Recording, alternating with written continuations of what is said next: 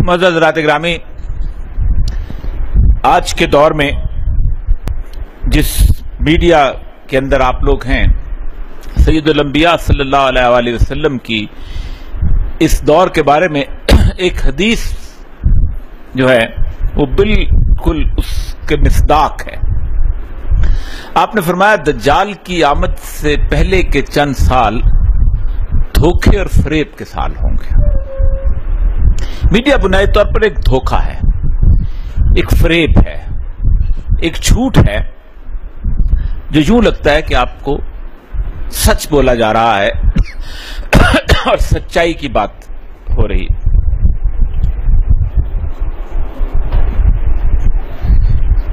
دنیا پوری کا جو میڈیا ہے اس کا 97% حصہ جو ہے وہ دنیا کی 3 بڑی کمپنیوں کی ملکیت ہے۔ سب سے پہلا جو 37% میڈیا ہے وہ والٹ ڈزنی کی ملکیت ہے، جس کو آپ سب لوگ جانتے ہیں، جس کے سارے بورڈ آف گورنرز میں یہودی شامل ہیں۔ دوسرا اس کے بعد روپرٹ مرڈاک کی کمپنی ہے، اور روپرٹ مرڈاک کی جو کمپنی جس سے نیوز آف ورلڈ وغیرہ شامل ہیں، جس کے پاس ٹائمز ہیں، دوسری چیزیں ہیں، اس کی 4 بنیادی صفات بتائی ہیں میڈیا میں۔ میں اس لیے آپ کو بتانا چاہ رہا ہوں کہ آپ دیکھ لیجئے گا کہ کس طریقے سے یہ سارا چلتا ہے۔ اس نے اپنے لوگوں کو جو پالیسی دیتے ہوئے کہا کہ پہلی بات تو یہ ہے کہ دنیا پوری کا جو موسیقی ہے اس کو الیکٹرانک کر دو، مطلب بجلی والی جو آج کل آپ دیکھ رہے ہیں، اور تیز کر دو، کیونکہ اگر ہلکی پھلکی میں ہی موسیقی ہوگی تو لوگ سمجھ کے اس کو آہستہ سے سنیں گے، اور ان کے اندر ان کے مزاج میں ایک غصہ اور ایک اشتعال یہ چیز نہیں آئے گی، اور وہ ٹھنڈے دل سے جب غور کرنا شروع کریں گے تو ان کو اندازہ ہوگا کہ دنیا کی حقیقتیں کیا ہیں۔ لیکن جب یہ ادھم قسم کی اور اس قسم کی حالات ہوں گے، اور جب وہ ہر وقت اسی طرح کی جسے کہتے ہیں ناچ گانے کی اس کیفیت میں رہیں گے، تو ان کو اسی کے اندر ان کی جسمانی طور پر ریلیکسیشن ہو جائے گی، اور وہ کچھ سوچ نہیں سکیں گے جسے ہم چاہتے ہیں کہ وہ نہ سوچیں۔ دوسرا اس کا جو نقطہ تھا وہ بڑا کمال کا، وہ کہتا یہ ہے کہ اس دنیا میں کانسپریسی تھیوری، یعنی ایسی تھیوریز کو عام کریں کہ جس کے بارے میں لوگوں کو یہ اندازہ ہو جائے کہ وہ کچھ نہیں کرتے، بڑی طاقتیں کرتی ہیں، عالمی طاقتیں۔ اللہ کہتا ہے تؤتی الملک من تشاء وتنزع الملک ممن تشاء وتعز من تشاء وتذل من تشاء، جس کو چاہتا ہوں بادشاہ دیتا ہوں، جس کو چاہتا ہوں جس سے چھین لیتا ہوں۔ ہم کہتے ہیں نہیں امریکہ ایسا کرتا ہے، ہم کہتے ہیں یورپ ایسا کرتا ہے۔ ہم نے وہ تمام تر اختیارات جو اللہ تبارک و تعالیٰ نے اپنے لیے مختص کیے ہوئے ہیں، ہم نے اس کو عالمی طاقتوں کے ہاتھ میں اللہ کہتا ہے میری مرضی کے مطابق پتہ نہیں ہلتا، ہم کہتے ہیں امریکہ کی مرضی کے مطابق پتہ نہیں ہلتا۔ تو یہ وہ کیفیت ایسی پیدا کر دو کہ لوگوں کو اول تو اللہ پہ یقین نہ رہے، پھر اپنے آپ پہ بھی یقین نہ رہے۔ تیسری وہ پالیسی یہ دیتا ہے کہ آپ لوگوں کو اندر جو نیچرل لیڈرشپ ہوا ہے اس کو ملائن کرو۔ بڑا خاص فکرہ ہے کہ یعنی جو ایسے لوگوں کے اندر رہنما پیدا ہو جائیں، ان کی شخصیت کے خلاف اس طرح کا پروپیگنڈا کرو۔ وہ جناب ایسی عجیب و غریب سے لوگ ہیں، یہ مولوی جو ہیں، یہ سارے جو ہے، یہ دیکھیں ان کے مدرسوں میں کیا ہوتا رہتا ہے، بچوں کے ساتھ یہ کیا کرتے ہیں، یہ دیکھو یہ داڑھی والا جو عورت کے ساتھ پکڑا گیا ہے، اس کو ایک مجرم بنا کے پیش کرو تاکہ ان کے ہاں ایسی کیفیت پیدا نہ ہو سکے۔ آپ خود سوچیں کہ آج سے 25-30 سال پہلے تھانوں میں یا چیک پوسٹوں پہ کیسے لوگوں کی تلاشی لی جاتی تھی؟ ایسے لوگوں کی تلاشی لی جاتی تھی جو سلطان رائے ٹائپ ہوتے تھے، جو ٹیڑھے ٹیڑھے چلتے تھے، جن کی کان میں مندری پڑی ہوتی تھی، جو پان کھاتے ہوتے تھے، جو بڑی بڑی مونچھیں رکھتے تھے۔ یہی چیز تھی نا۔ اب میڈیا نے کہا اب تلاشی کس کی ہوتی ہے؟ جس کی داڑھی رکھی ہوتی ہے، جس کے ماتھے پہ محراب ہوتا ہے، جس کے ٹخنوں سے اونچی شلوار ہوتی ہے۔ ایک امیج بنا دیا جاتا ہے کہ نہیں یہ بدماش نہیں، یہ بدماش ہے۔ تو اس طرح کی لیڈرشپ، اس طرح کی ملائن کو۔ اور چوتھی اس نے چیز یہ کی کہ فحش کو اس طرح عام کرو کہ لوگوں کو فحاشی نظر نہ آئے، وہ اس کو زندگی کا حصہ سمجھنے لگیں۔ مطلب آپ یہ جو الیکٹرانک میڈیا جو ٹی وی ہے، یہ 5واں فرد بن چکا ہے آپ کا۔ باپ ہے، بیٹا ہے، بیٹی ہے، ماں ہے، اور باقی چاروں سو جاتے ہیں لیکن یہ جاگتا رہتا ہے۔ اور اس جاگتے کے اندر ہونا تو یہ چاہیے تھا کہ جس طرح باقی چاروں جو ہیں وہ لباس پہنتے ہیں، جس طرح باقی چاروں زندگی گزارتے ہیں، اس 5ویں فرد کو بھی ویسی گزارنی چاہیے، لیکن نہیں۔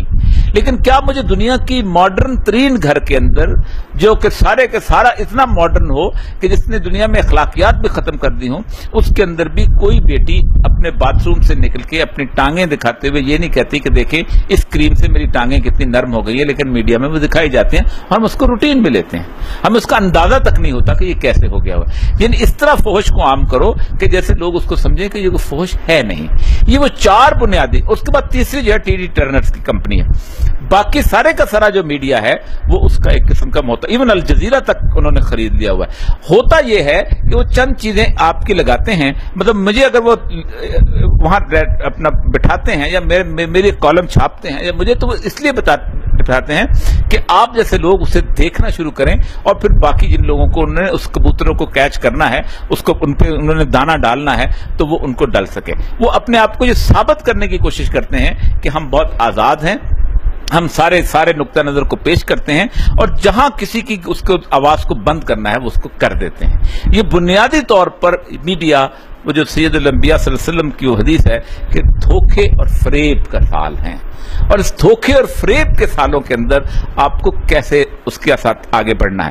اکثر اوقات میں یہ کہتا ہوں کہ ایک جنگ ہے, اور یہ وہ ہتھیار ہے کہ جس ہتھیار سے آپ سے جیتی ہوئی جنگ آپ سے چھینی جاتی ہے. آپ اندازہ کریں کہ گزشتہ 400 سالوں کے اندر افغانستان میں سب سے پرامن دور جو تھا یہ 1996 سے لے کے 2001 کا تھا. پولیٹیکل سائنس کے اصولوں کے مطابق ریاست کامیاب وہ ہوتی ہے جہاں ریاست جو ہے وہ نظر نہ آئے, مطلب سپاہی نہ ہو رہا, اس کے باوجود بھی لوگ اشارے کی پابندی کر رہے ہو, تھانہ نہ ہو لیکن اس کے بعد امن ہو. یعنی 7 لوگ تھے اسپن بلدک کے اندر اور طالبان کے زمانے کے اندر, اور آپ بلینز کا کاروبار وہاں ہوتا تھا, لیکن وہ پرامن اور صرف ٹریفک دیکھتے تھے. Rate of the government establish کی تھی, جس پوسٹ کی کاشت کو پوری دنیا مل کے ختم نہیں کرنے کی, اس کو 0 پہ لے کے آ گئے تھے. امن و امان کا حال یہ تھا کہ جلال آباد سے کابل تک اور کابل سے قندھار تک عورت لدے پدے سے چلتی تھی, لیکن اس کو کچھ خوف نہیں ہوتا تھا. لیکن ایک 2.25 منٹ کی کیسٹ ایک آتی ہے مارکیٹ کے اندر, اور ہمارے علماء کرام تک بڑے آرام سے شرمندہ ہو کے کہتے ہیں نہیں ہمیں طالبان والا اسلام تو نہیں چاہیے. یہ ہے میڈیا کا زور, یہ ہے میڈیا کی طاقت. 2.25 منٹ کی کیسٹ آپ کو اس طاقت کا میڈیا کے باہر رہ کے ایک اپنے میڈیا سے, یہ کبھی نہیں ہو سکتا کہ میرا ہتھیار میری ملکیت ہو تو میں آپ کے ہاتھ میں دے دوں کہ بھئی تم چلاؤ اور مجھ پہ واپس گولی چلاؤ.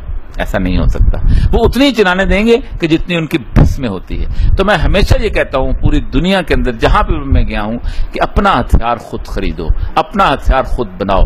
یہ وہ ہتھیار ہے کہ جو جیتی ہوئی جنگ کو شکست میں تبدیل کر دیتا ہے. یہ وہ جنگ ہے کہ جو آپ کے سارے با کردار لوگوں کو بد کردار ثابت کر سکتا ہے. یہ وہ ہتھیار ہے کہ جو لوگوں کے اندر آپ کی اس ساری کی ساری اعلیٰ ترین صلاحیتوں کو بدترین صلاحیتیں بنا کر پیش کر سکتا ہے. تو اس لیے آج کے دور میں بنیادی طور پر آپ کا سب سے بڑا کام جو میڈیا کے اندر ہونا چاہیے وہ بنیادی طور پر یہی ہے کہ ہم اپنی جنگ کیسے لڑتے ہیں, اور اپنی ہماری جو ہے وہ محاذ میں ہمارا راستہ کون سا ہوتا ہے. ایک سوال یہ پوچھا گیا تھا کہ سول سروس کے اندر کیسے اس میں یہ لمبا سا موضوع ہے, کسی وقت اگر آرام سے بیٹھیں تو میں تفصیل سے بتا سکتا ہوں کہ سول سروس میں جانا چاہیے. اس کی وجہ یہ ہے کہ میں جب سول سروس میں تھا تو جس وقت میں نے کالم لکھنے شروع کیا آج سے 15-16 سال پہلے, تو میں نے میرے جو مرشد ہیں میں ان سے کہا کہ میں چھوڑنا چاہتا ہوں تاکہ آزادی کی. انہوں نے کہا مت چھوڑو. میں نے کہا کیوں؟ انہوں نے کہا تم چھوڑو گے تو تمہاری کرسی پہ کوئی بددیانت آ کے بیٹھ جائے گا, تو یہ سیٹ خالی نہ کرو. ہاں تمہیں نکالیں تو بے شک نکل جاؤ, اور اللہ تعالیٰ نے 14-15 سال حفاظت کی ہے.